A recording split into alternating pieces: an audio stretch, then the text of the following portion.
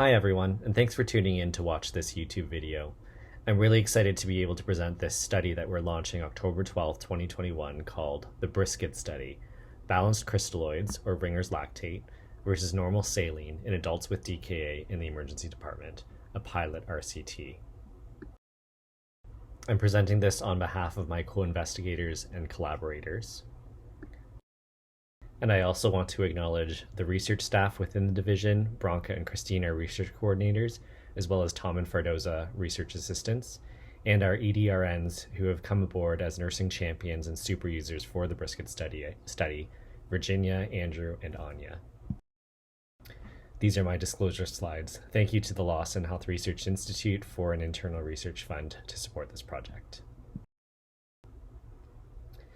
We're all aware of recent studies in the past few years that have looked at balanced crystalloids versus saline for a variety of different conditions. This study here was released last November and published in JAMA Network Open, looking specifically at this question in adults with DKA. What the authors found was that there was a more rapid DKA resolution with balanced crystalloids compared to saline. The difference was about 4 hours between groups. Although this was a small difference, the authors suggested that consistent implementation of interventions that deliver small improvements in outcomes can translate into substantial improvements in population health and health system function. Unfortunately, this study was single-center. It was a subgroup analysis that was really exploratory and post-hoc, and power was not prospectively calculated. Past studies that have looked at this topic are relatively small, with sample sizes in the 40 to 70 person range. Current DKA guidelines only recommend saline as the fluid of choice for treatment and resuscitation. So what we thought about doing perhaps in the future is a full-scale multi-centered RCT to address this question. However, before we can do this full-scale RCT, we do need to do a pilot study to determine the feasibility of doing a multi-centered trial. So what we're proposing is to study adults with suspected DKA at Victoria Hospital Emergency Department only. We're going to be comparing IV Ringer's Lactate versus normal saline, with our primary outcome as a feasibility outcome, which is enrollment rates over a 1-year period. Our ultimate outcome will be similar to the previous study mentioned, which is time to DKA resolution. Because this is a pilot study, all we need is 52 participants total, or 26 in each arm, over the 1-year period. As mentioned before, we'll be comparing Ringer's Lactate versus normal saline, but the bolus amounts and rate of maintenance will be completely at the physician's discretion. Because this is a blinded trial, our pharmacy will be preparing kits of 8 times 1 liter bags of the study fluid with an opaque covering on top to maintain allocation concealment. There will be no change in DKA treatment otherwise, so if a patient needs insulin, electrolyte replacement, or other supportive management, those things will not be changed whatsoever. Here's an example of what each fluid bag will look like. As you can see, it's covered by an opaque covering in order to maintain allocation concealment. To go over the study procedures for this trial, we've prepared this flow diagram for your reference. Patients 18 years and over where you suspect DKA can be enrolled in the study. I want to stress that even if you don't have lab confirmation of DKA but suspect DKA, we want to enroll these patients ASAP, and we can subsequently exclude them after the fact. All of the research forms can be found on FRED, and I'll go over where to find everything.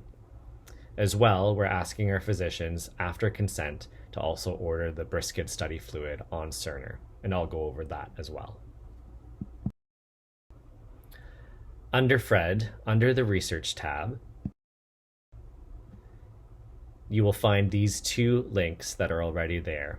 The BRISK-ED Fluid Trial LOI, or Letter of Information and Consent form, which you're to print out, and the BRISK-ED Fluid Trial Physician Consent Script, which is for your reference only. For the printout forms, this is what will come up. The first page we're asking our physicians to fill out. The top part there is to put the patient information. We're asking you to put the fluid kit number, which can be found on the outside of that opaque black covering. Check the box to confirm the patient has been given the letter of information and provided verbal consent, and then sign, print, and date it in order to enter into the gift card draws. This is what the letter of information will look like, and this will be handed to the patient by you. For your reference, we've included a consent script for emergency physicians when speaking to patients about the study. Essentially, what needs to be covered is that this is a pilot study comparing ringers versus saline for patients with potential DKA.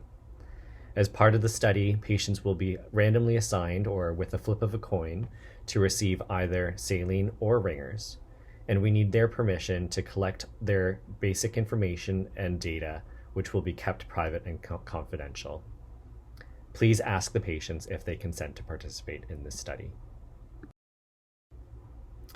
Thanks to our Cerner team, this will appear on launch date under our ED quick orders. You can select your IV bolus in terms of selecting 1 liter or 500 cc's, as well as your continuous infusion of our study fluid. This will also appear on launch date on our DKA power plan on Cerner as well. You can see here that under the BRISK-ED DKA study, you can select an amount of IV fluid bolus as well as continuous infusion of our study fluid. If at any point you feel it's necessary to specifically give saline or some other fluid, that option remains there. Our target launch date is Tuesday, October 12th at 9 a.m., which is the day after Thanksgiving. As a thank you to help enrollment, we will be doing a separate monthly gift card draw for our physicians apart from the studies that are still ongoing. Please remember that we are still enrolling in the prospective hyperglycemia study, and our patients in the BRISK-ED study can also still be eligible for that study as well. Also, just wanted to mention that our medicine residents will be made aware of this study so that things will continue on after we've consulted them for ongoing management for our patients. For any additional questions, comments, or feedback, please feel free to contact me or email Bronca at the emails listed there. Thank you again for watching this video.